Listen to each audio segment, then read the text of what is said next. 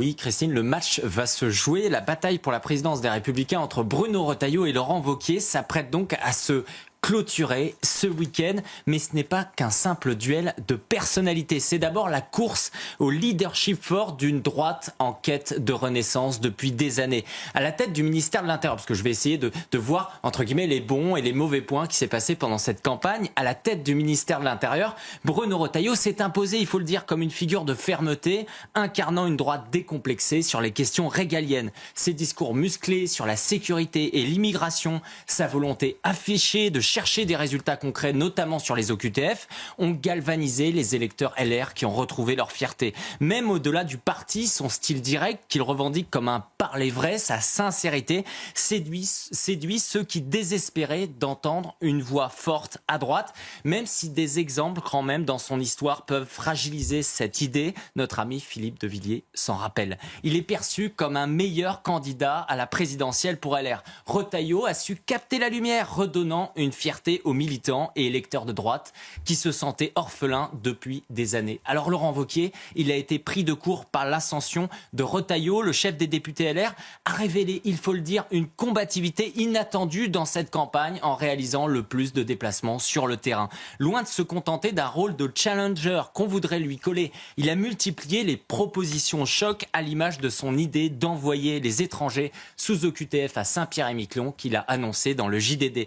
Si cette suggestion, et c'est important de le souligner, a été moquée par certains, elle a électrisé les militants LR, même chez Bruno Retailleau. Ils le reconnaissent sensible à son audace et à sa volonté de rupture avec des mesures choc.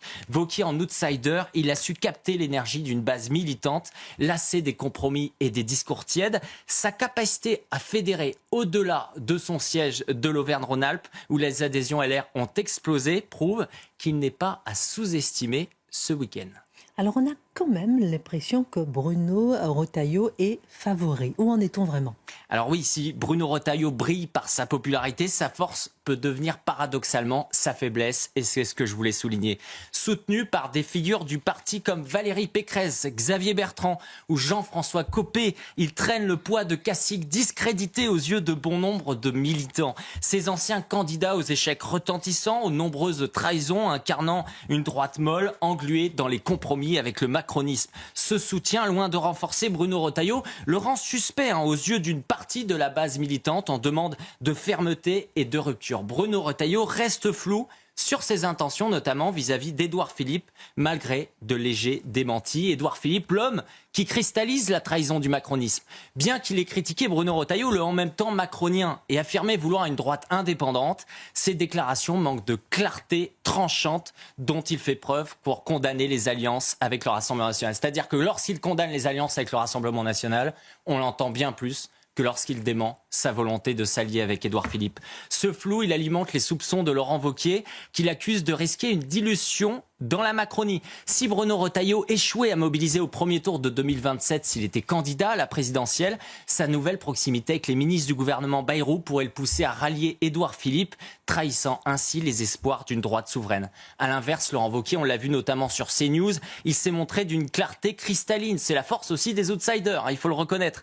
Pas d'alliance avec le macronisme et surtout pas avec Édouard Philippe. Il a dit, pour moi et avec moi, ce ne sera jamais le cas, je n'en veux pas, c'est clair. Cette fermeté, elle répond à l'exaspération des militants face à un Édouard Philippe qui incarne la trahison de la droite. L'ancien Premier ministre, avec son parti Horizon, a multiplié les errements et je vais en rappeler certains. Son hésitation à annuler sa participation à un événement écologiste où figurait le rappeur controversé Médine. Son soutien à des élus d'extrême gauche qui faisaient partie de la NUPES, comme Jean-Paul Lecoq, près justement du Havre pendant les élections législatives de 2024, son implication aussi dans le financement de mosquées douteuses et également d'avoir financé un club de boxe géré par le père et le frère du rappeur Médine. Encore lui, les 80 km/h, le matraquage des gilets jaunes, la liste est encore longue. Ces dérives font de Philippe un repoussoir pour la droite. Wauquiez, en s'opposant frontalement à lui, s'oppose en rempart contre cette dérive centriste. Alors au-delà de cette élection interne, c'est bien l'avenir stratégique de la droite qui se joue. quelle ligne doit-elle suivre, selon vous, pour se reconstruire? On a tous les yeux rivés sur la droite. Oui, il y a une nécessité qu'LR existe avec sa sensibilité libérale sur l'économie et conservatrice sur les questions de société. Pour survivre, la droite, elle doit briser le mur mitterrandien. Cette stratégie héritée des années 80 qui consiste à diaboliser systématiquement le camp national pour mieux pousser la droite à s'aligner sur le centre ou la gauche au second tour. Ce réflexe qui a conduit LR à appeler à voter Macron en 2017 et 2022, 2 minutes après les résultats du premier tour. C'est une machine à tuer la droite, la privant de son identité et de ses électeurs, partis vers le RN, Zemmour ou encore dans l'abstention. Éric Ciotti, lui, en s'alliant au RN lors des législatives de 2024, il a montré qu'une autre voie est possible. Wauquiez, en exprimant sur CNews son estime pour Sarah Knafo et Reconquête, semble un peu moins hostile. Sa vision d'un grand rassemblement excluant Édouard Philippe et les centristes qui ont mis ce pays dans le mur. Pour Bruno Retailleau, lié par la solidarité gouvernementale, avec un François Bayrou détesté par la base des Républicains, doit lever les zones d'ombre donc autour de sa supposée proximité avec Édouard Philippe. Son véritable enjeu, c'est cela, mais le temps joue encore en sa faveur, à condition de savoir l'utiliser et clarifier.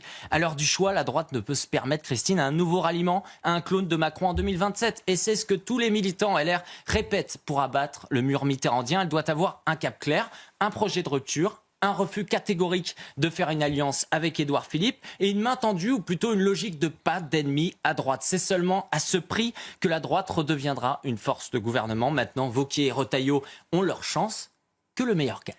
Oui, ça va bientôt devenir une forme d'injonction à porter le voile dans ce type de situation. Je pense qu'une grande partie des Français, à chaque fois qu'on va parler de culture, qui vont regarder certains acteurs ou encore ce type de cérémonie, se retrouvent complètement exclus. Voilà, parce que la culture, elle est à gauche. Même quand la droite était au pouvoir, elle a laissé la culture à gauche. Et en permanence, eh bien, les citoyens français qui sont dans la ruralité ne se retrouvent pas du tout dans ce discours.